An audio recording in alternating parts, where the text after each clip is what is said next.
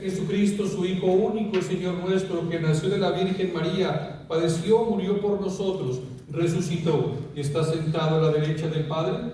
Sí, creo. ¿Crees en el Espíritu Santo, en la Santa Iglesia Católica, en la comunión de los santos, en el perdón de los pecados, en la resurrección de los muertos y en la vida eterna? Sí, creo.